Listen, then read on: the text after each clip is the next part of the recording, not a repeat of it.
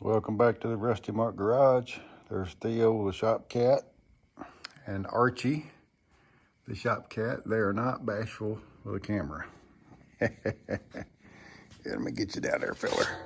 Get right there. Well, we're back on the tracker. I'm just about ready to get serious with it.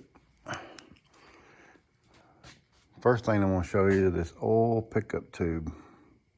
Look how clogged up that is. It was starving for oil, people. Terrible.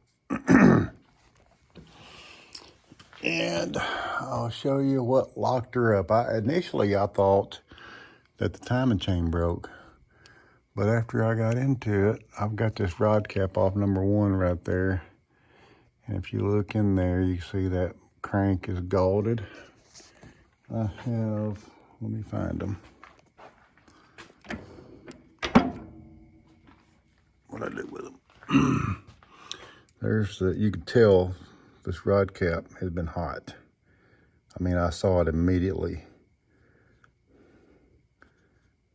You can tell it's been hot. There's the rod bearings right there.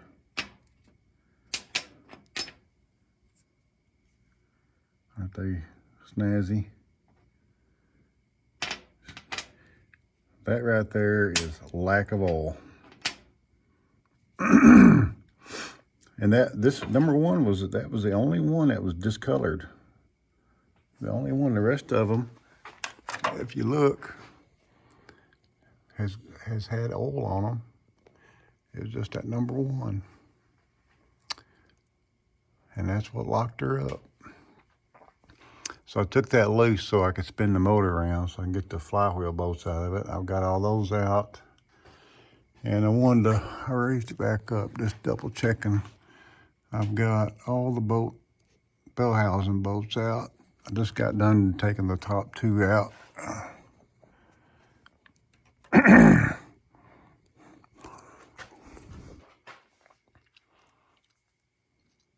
Yep. Fun, fun, fun.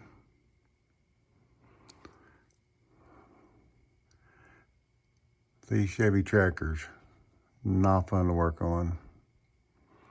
If you notice, it's 4-wheel drive. There's an axle, and there's a hole there where the axle's supposed to be, because I had to pull out the differential. It's right there and laying right there. I had to pull it totally out, lower down the rack and pinion steering, and I still had fun. I had to take this mount here off. Then I still had fun getting the oil pan out of the way. But I had to get to this to loosen that up, or to figure out, what locked up. This happened July the 4th this year. My son's vehicle, he was driving it, came home and pulled in a driveway, put it in park. It's sitting there idling. Boom, it seized while it was idling. Just like that. That engine's nasty inside. I don't know what kind of oil they ran, but it wasn't. It looks like Pennzoil if you ask me. But so I've got another engine to go in it. I've got to leave town for a few days, and when I get back, I'm gonna get this ready to pull. I'm gonna pull this truck here out. I got the engine, or the LS wiring harness laid out here, starting to plan what I'm gonna do with it. Let me let this thing down real quick. See if I can do it.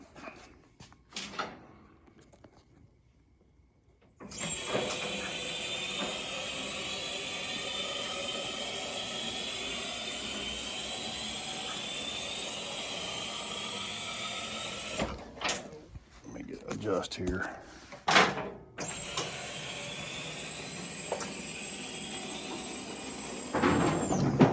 There we go.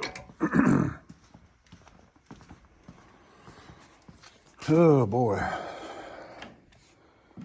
I'm just telling you, these are so far my least vehicles to ever work on. When it comes to pulling a motor out, I've got all the boats out of it. Got the motor pullers on there, which those are on there already, which is cool. I guess they kind of expected you don't have to pull it out on each side. I just got done taking the top two boats out on the bell housing, so it's really ready to hook a chain to it and start tugging on it a little bit.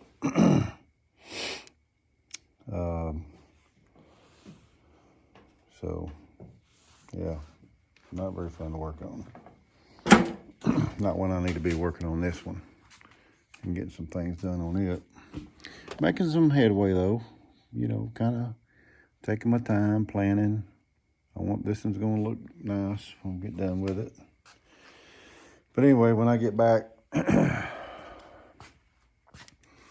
then I'll get my John Deere engine puller in here and we'll snatch this one out, and I'm gonna set it on I got a engine stand over here somewhere there, right there.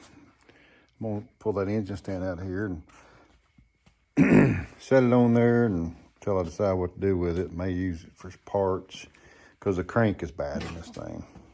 You know, I don't know, but I might see what I can get for it for parts. I don't know.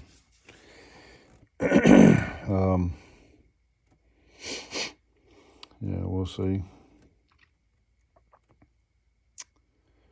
We will see.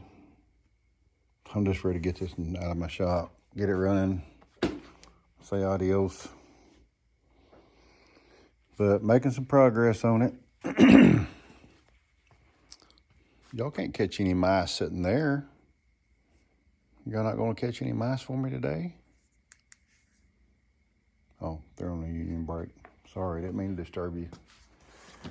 It's past their working hours, I guess. But anyway, that's the update on the tracker. And hopefully next week, whenever I get back, we can get back on this and make some progress getting it yanked out of there, getting the other one ready to go back in. I'll tell you one thing I'm going to do. So for that oil pickup, it goes, you got an oil pan, and then there's a secondary oil pan that dips down low in between the cross member and the four-wheel drive differential. And that oil pickup goes way down in there. And when I get this other engine in here with the tractor and lift it up, I'm going to take that off and I'm going to inspect that oil pickup. Make sure it's clean, make sure the inside of the engine's kind of clean and stuff, because I don't want the same thing happening.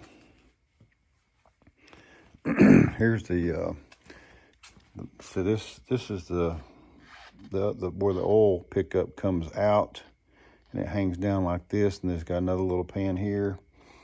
This is the main oil pan, and you can kind of tell it's rather dirty in there. So I'm gonna try my best to do anything preventative that might cause this again or whatever. I really thought the timing chain broke. I mean, these motors are notorious for that. And I thought, yeah, well, timing chain broke. But I got to second guessing that. I pulled the valve covers off just enough to see the timing chain was still on there. Oh, well, I'm not sure now. Maybe something else happened. So now we know what happened. But anyway, I appreciate y'all tuning in, and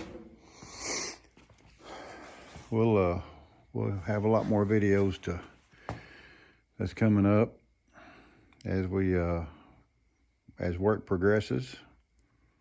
And I appreciate y'all watching the Rusty Mark, and please do me a favor and like, subscribe, click that little bell, tell your friends about it. If you're a big YouTube watcher, you know, I appreciate you watching, and tell your friends, your car buddies about it, and hope y'all enjoy the content that I put on here. Try to do some know-how, some educational things, what to look for, and, you know, problems that I run across on different vehicles and whatnot. And so, yeah, so I appreciate y'all a lot, and y'all have a good rest of your week and upcoming weekend. Talk to y'all later.